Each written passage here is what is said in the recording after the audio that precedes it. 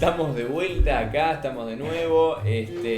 Nada, esperamos que hayan podido agarrar la comida que querían, hayan ido al baño. Nosotros hayan repasamos justo la preparado velocidad de la luz. la bebida. Les va a gustar este caso, es un caso muy interesante. Mismo disclaimer que en el anterior, traemos estos casos con la mayor seriedad posible. Sepan disculpar, en este caso puntualmente el tema de las pronunciaciones en los nombres es un caso ucraniano, por ende hay muchos nombres que para nosotros son extraños de pronunciar, así que pedimos disculpas por adelantado por eso. Y este sí es un caso que tiene la información un poco menos tocada, por así decirlo. Es como, bueno, hay un consenso general de lo que pasó y Esto. es lo que trajimos acá. Así que nada, estamos hablando de ni más ni menos que el carnicero de Rostov. Un caso... Pásame la lupa, perdón. Pasame la lupa, por favor. Me he Sí. olvidado, ya lo habíamos pasado antes. Ya pasé la lupa antes. Ahí va. Así que nada, bueno, arrancamos. El carnicero de Rostov, realmente conocido como Andrei Chikatilo, fue uno de los asesinos seriales más notorios de la Unión Soviética, porque recordemos que en esta Ay, época las en la fotos que me estamos dan situados miedo. no era Ucrania todavía, era la Unión Soviética, y su historia es una mezcla oscura de trauma infantil, de represión social y psicopatía. Y bueno, vamos a contar un poquito cómo fue su vida. Estoy con un poco de tos, pido disculpas si en algún momento me freno, estoy un poco trabada. Tranquila, tranquila. Él nació en Ucrania en 1936, en plena hambruna por el régimen de Stalin. Su familia vivía en una pobreza extrema y él compartía cama con sus padres en una choza. Se cree que un hermano mayor fue secuestrado y comido por sus vecinos hambrientos, que esto me parece terrible. Aunque no hay pruebas de esto, sin embargo, su madre se lo repetía a menudo y dejó una marca psicológica muy profunda, ¿no? Sí. O sea, imagínate que tu mamá te diga, tipo, no, tu hermano se lo comieron los vecinos que tenían hambre. Claro. O sea, mirá la hambruna Y que pasaba. así no sea verdad, el hecho de que tu madre te lo repita una y otra vez Claro, te marca. Pica un poco el cerebro. Te marca de por Sí, vida, sí, eso sí. 100%. Pero bueno, él además, no solo esto, sino que vivió los bombardeos y el horror de la Segunda Guerra Mundial. Recordemos que el contexto nos pone en esta época. Y él era muy chiquito cuando pasaba esto. Él durante muchos años de su vida se orinaba mientras dormía. Obviamente esto era motivo para que en su familia lo burlen y le ejerzan un castigo físico, lo cual, bueno, obviamente lo marcó un montón. Lo peor es que lo hacían sus propios padres. No eran compañeros del colegio. Claro, lo en que vez de sea. ayudarlo porque En- se hacía En pis vez de en la preocuparse cama, porque se hacía pis, se reían. de él y lo castigaban físicamente. Él era un chico muy tímido, bueno, encaja un poco con el perfil anterior también, ¿no? Tenía una gran dificultad Tienen para... muchas cosas en común. Sí, muchas cosas en común. Tenía una gran dificultad para relacionarse con chicas, sufría de una disfunción eréctil que también le generaba mucha inseguridad, algo que, bueno, más adelante se volvería clave en su comportamiento. Y además le hacían bullying por el estado físico que él tenía y por los anteojos que usaba. Algo que, bueno, acá nos destacamos para comentar es que él tuvo una situación con una mujer que, bueno, él era chico todavía, era un adolescente, y abrazó a una chica por unos breves segundos y en ese momento él eyaculó. Este es el nivel de represión sexual que él tenía, ¿no? Que no tenía una disfunción eréctil, pero cuando abrazó a una mujer pudo llegó a un orgasmo. Claro. Bueno, acá empezamos a ver algunas cosas un poco extrañas, ¿no? Que fueron presentándose a lo largo de la vida de Andrei.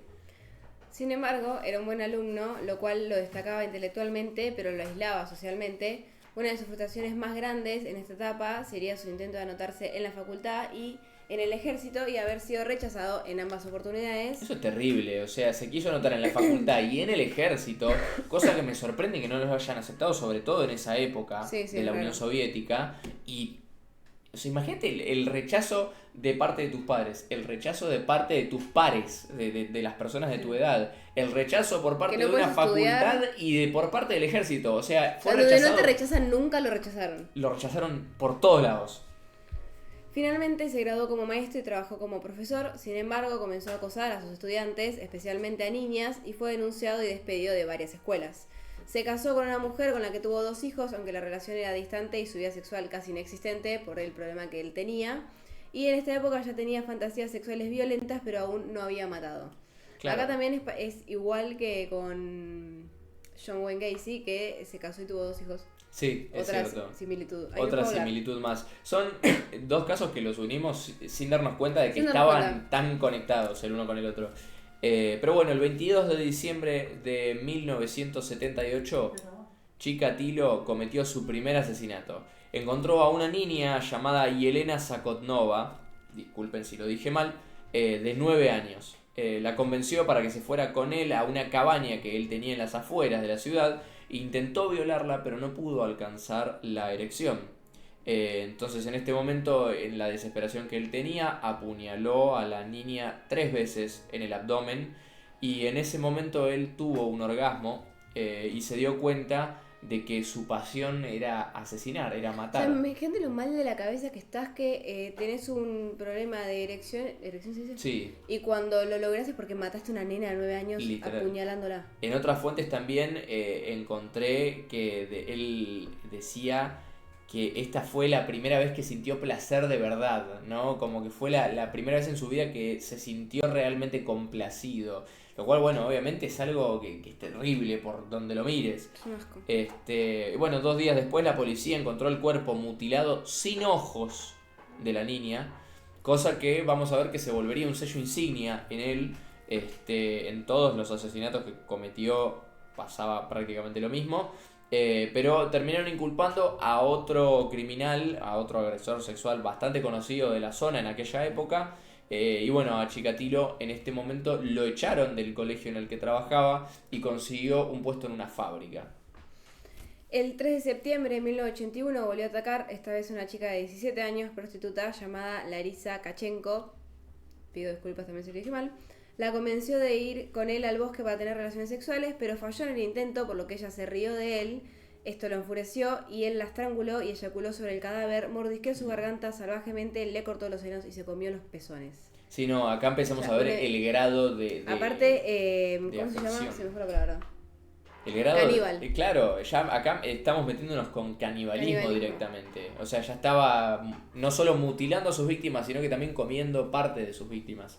Aparte, cuando dice mordisqueó su garganta salvajemente, me lo imagino tipo un animal cuando tiene su Sí. presa. Sí, literalmente. Te imaginas, no sé, un león. Claro, comiendo, sí. Su Es un tercera horror. víctima fue Liuba Viriuk, una chica que fue raptada en su pueblo, fue acuchillada 40 veces en un bosque y además también tendría este modus operandi de que le arrancó los ojos, como al resto de sus víctimas.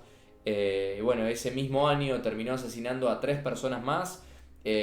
Acá hay un punto también de inflexión. Dentro de estas 3 víctimas hubo una que fue su primer víctima masculina, un chico llamado Oleg Podshivaev, perdón, no sé muy bien cómo se pronuncia ese apellido, sepan disculpar, que tenía 9 años también, era un niño muy pequeño. Y bueno, básicamente el cuerpo del niño no lo encontraron, pero Chikatilo afirmó ser el responsable y dijo haberle arrancado los genitales. O sea, era completamente loco, estaba desquiciado. No, estaba este hombre. enfermo. El modus operandi era siempre el mismo, sus víctimas siempre se encontraban en los bosques con indicios de violencia y sadismo y en ocasiones le faltaban miembros a las víctimas. Se trataba de niños, niñas y chicas jóvenes y entre ellos había muchos escapados de casa que era más fácil de convencer porque habían ido de su casa por algún problema y era más fácil llevárselos. Sí, sí, eran como las víctimas objetivo principalmente de él eran esas. Bueno, en 1984 el número de víctimas fue en ascenso llegando a un total de 15 personas. Chikatilo los elegía entre la multitud en estaciones ferroviarias, acá vemos que cambió un poco la manera de encontrar a sus víctimas, y también en paradas de autobús, y con algún pretexto que se inventaba en el momento, los convencía para que los siguieran hasta alguna zona boscosa. En ese lugar era en donde él les ejercía numerosas puñaladas. Ahí tenemos una imagen de muchas víctimas de él.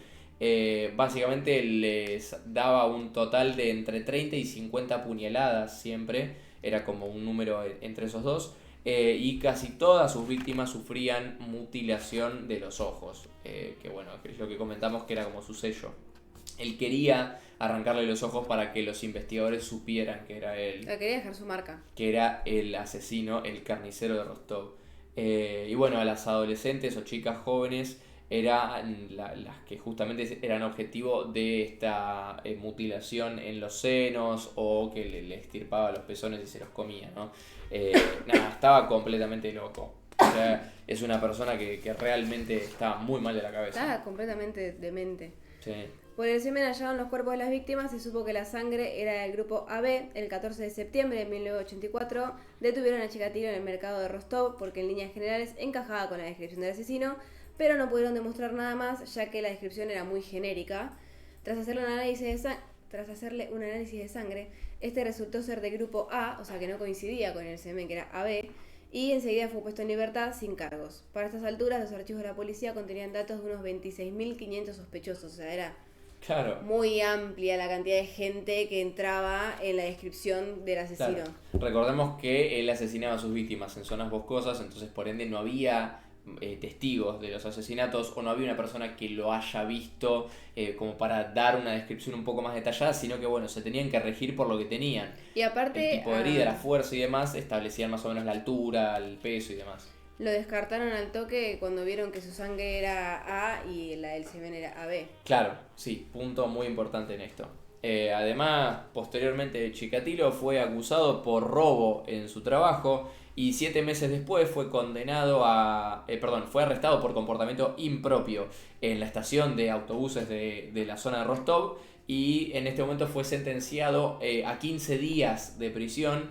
Durante esta estadía también le hicieron otra prueba más de sangre para ver si coincidía, porque de nuevo encajaba con la descripción, pero no, obviamente el grupo sanguíneo era A, el grupo sanguíneo del semen era AB, entonces no coincidía. La policía empezó a investigar las estaciones de trenes, el lugar donde se decía que estaba el asesino, y empezaron a notar comportamientos muy extraños en Chikatilo.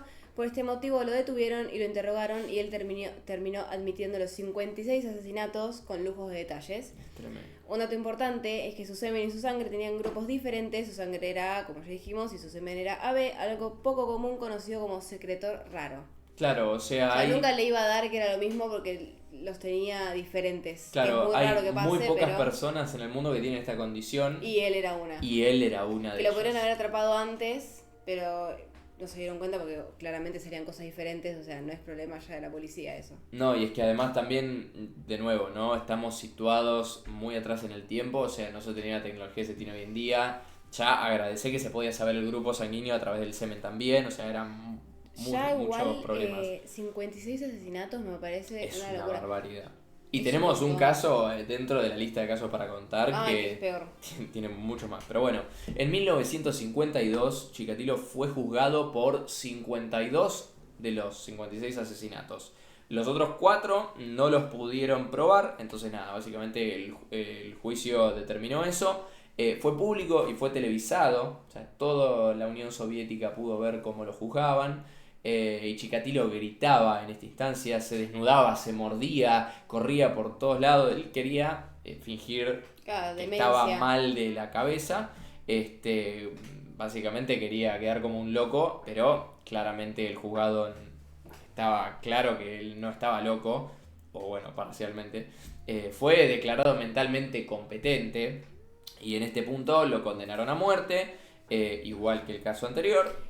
Nunca habíamos visto casos con penas de muerte, como dije antes. Y estos que hayan justo sido los llevadas dos, a cabo encima, porque Claro. los condenaron y murieron ahí. Y los mataron. Los mataron, los llevaron a cabo.